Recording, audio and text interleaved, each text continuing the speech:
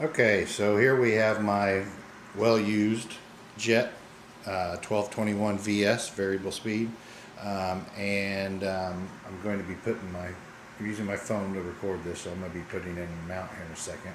But I want to show you one of the things that's part of maintenance is the fact that this, my tool rest, does not slide well anymore. I have to actually do this, and that comes with use. Comes with all the dirt and grime. Also the jaws, I use a Robert Sorby Patriot. They're getting a little stiff, hard to turn, so we'll go through that, clean it all up, and get it functioning better. So let me put this in my mount and we will get started. I think there's a pretty good view. Alright, we may need to move it at some point. The first thing we're going to do is get the tailstock out of the way. I'm just going to slide it completely off and set it to the side. Same thing with my tool rest. Let's see if I'm fighting it. Okay, and I'm getting it out of the way to the side. Last thing I'm going to do is get my chuck off and out of the way, just to get as much stuff out of the way of the bed of the lathe. This is the bed of the lathe. So I'm taking my chuck off, setting it down. Okay, well what happens, as you can see, the bed of the lathe is machined, and you can see things like this.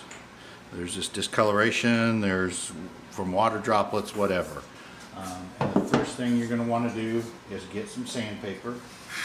I do 220 grit and smooth it off. I'm going to get out any chunks off of there. If there's a big chunk of anything, I just scrape it off with a razor scraper and get this all fresh, new, smooth. Doesn't take much, just takes a couple minutes, and you have a much fresher, smoother surface. And again, I don't know if I said it, but I'm using 220 grit. Now, the one thing that most people overlook is the inside here, because you have edges of your tailstock and part of your tool rest glides along these edges on the inside. Sand those as well. Because I can feel, I use CA glue for finish, so I can feel a couple drops and things like that in there and get that all smooth. Should feel kind of like a mirror. There's a spot right here I missed. There it is. Alright, the next thing I'm going to do is move the camera for a second. Sorry. Alright. I use SC Johnson paste wax on many things at my house. One of them being the lathe bed. This will make everything function so much better. You'll see at the end. You saw how stiff it was when I began. By the time I'm done here, and it takes, of this particular kind, it's a paste wax, takes very little. You're going to wipe it on just quickly, cover the whole surface of all of it, including this inside ledge. Okay. Alright, and you can see it turns gray, and then buff it off. Takes a very minute amount. You're just wanting to get a thin layer of wax across this. Okay, got that cleaned off. Now, the next part is, I do it in order that it reassembles. Tailstock. Flip my tailstock over, and you have this that slides across there, that locks it in place. So this part of the tailstock, or the tool rest, sorry, touches, as well as the outside edge, and as well as this bar has movement. So first thing I do is sand this outside edge of the tool rest. Then I sand the inside edge just lightly, because it's rarely, at least on mine, it rarely gets dirty. A little bit. Okay. And again, I get some paste wax. Very little amount, as you can see. It's very, very little. Wipe it along this edge. And I'm putting it on here. And then I'm going to put it under here. Okay, so I'll do that. Make sure it's everywhere. The tailstock, or the tool rest, you can rotate this bar to get it all. Slide this down out of the way. Get the rest. Okay. Then wipe off the wax. Because we're not wanting a big coat of wax, we're just wanting a thin layer of it. The same thing on the underside of my washer here. Wiping it. Now, it's going to be amazing how just that couple minutes of work, watch this. Let me get my thing. It now glides so easy it'll slide. And makes it, because if you're fighting this, you can accidentally bump it into the workpiece you're doing or whatever. So this makes it so much nicer. A little bit of dust. So that part's done. Then I grab my tailstock, dump all the wood chips I had all over it, and I clean all the surfaces of it.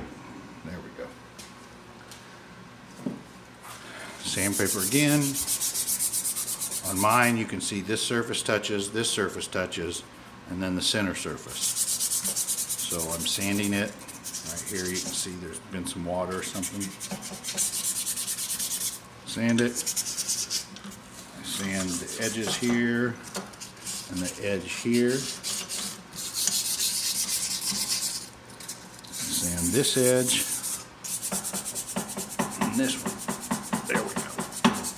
This one took a little bit more. Had some water sitting there and made it rust a little. So there, that's better. And then lastly, I hit under the edge of this washer, which locks in place under the tool bed.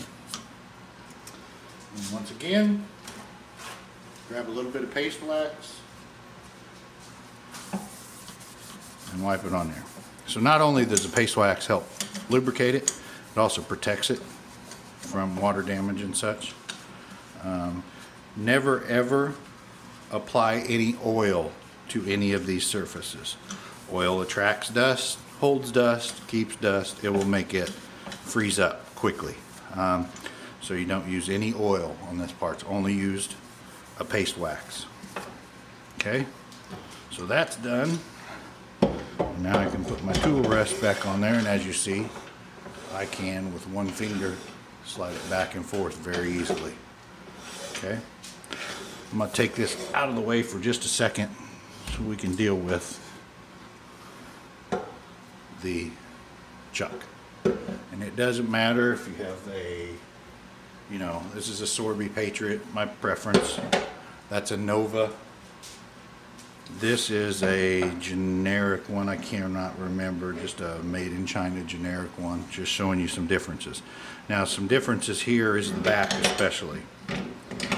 Okay, you'll see like on this one it's sealed somewhat. It's not truly sealed because that's a big gap in there. This one is an open back and this one is completely sealed. So all of my gearing is on the inside of the Sorby. That's one of the reasons, one of the many reasons I like it. What can happen, is dust will accumulate in these teeth. You need to clean it out. It needs, on the other side, there are all the grooves and holes and everything that dust accumulates in. And the same thing here, groove in there, all the grooves in here where the teeth move. I've got this one, a couple of them off so you can see. And that's what freezes it up so it doesn't work very well.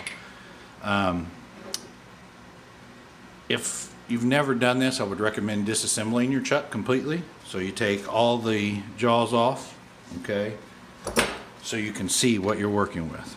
And we'll do that with this one, because I think this one you can see more because the Sorby is so sealed, you don't get to see very much, which also means that it doesn't clog up very often, which is why I like it. Okay, we'll just take one off so you can see. And as you can see, this is the tooth that moves back and forth. I'll show you. So when you tighten in the chuck, that's moving back and forth in that slot. Okay, And one of the things, once you get them off, is you can actually slide these all the way out and take them out. By doing that, disassembling your chuck, there's a snap ring on the back of this one that's going to vary chuck to chuck, and lubricate all these parts with wax one time. Something I do about once a year. Most of the time I'm just blowing it out on mine because it's sealed so well.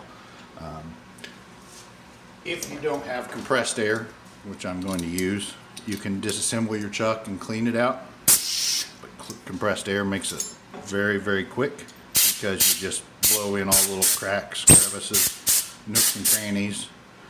And as you can see, I'm creating a cloud of dust, so I'm not going to do this a bunch. Same thing with the Sorby. Sorby has a dust guard. You can see there's a big accumulation there from use. So I'm blowing it out. Do that everywhere, including the middle. And it's getting very dusty in here. Okay. Once you do that, either blow it out or disassemble it and clean it. It will function a lot smoother. You won't have to fight this. It'll turn very easy. See how easy that turns? So simple. And like I said, do not use oil on your chuck. You will make it worse. The problem will become much worse. So even on something like this, if you wanted to see the inside workings, I did when I got it. I took it apart, looked at the gearing, see how it all works, so I'm familiar with the chuck and how everything functions. Put your chuck back on once you're done. Okay, let me get these out of the way. I wouldn't recommend cleaning it over your freshly done bed of your lathe, but for this purpose of this video I did. So I've got a bunch of dust here. Get it all back together, and you will now have a much better experience. There we go. I had it crooked. Much better experience at your lathe. You'll be able to quickly move your rest in and out. Moves very freely. The jaws will turn on your chuck very open and close very easily. Last thing you can do that I didn't do when I did the tailstock was this. I sand very, very lightly because of the laser engraved numbers on this one. But I take like 400 or 600, clean it off a little bit, shouldn't need much, and then I wax this part of the tailstock too that slides in and out. And like I said, always use wax. And the last thing you can do, for making it cleaner, let me close my chuck here. Okay. You can get a buildup. Move this camera a little bit. You can get a buildup of accumulation on your jaws. Very carefully, you can turn it on a lower speed and sand it to clean it. Very quick, very simple. Same thing goes for your tailstock. You can do this when it's in wood too. Is just put it up against it so that it turns. There we go, it's turning. I'm going to put sandpaper on here, clean the tailstock off, sand it all fresh and clean and smooth. You know, you invest a lot of money in your tools, so you should take care of them, and this will help a lot. Makes it all clean, pretty fresh. And then if you use a lot of water or you turn a lot of green wood, I would wax these surfaces, but I don't. So, and I do cleaning so often that it's kind of irrelevant because I don't like being slowed down. It's more efficient to have these all clean, ready to go. So this happens, all this work happens once a week. Once you've done it several times, it only takes a few minutes. So there you have it, how to maintain your lathe. And like I said, this works on any lathe. There just may be small variances and everything. So thanks again. See you next time.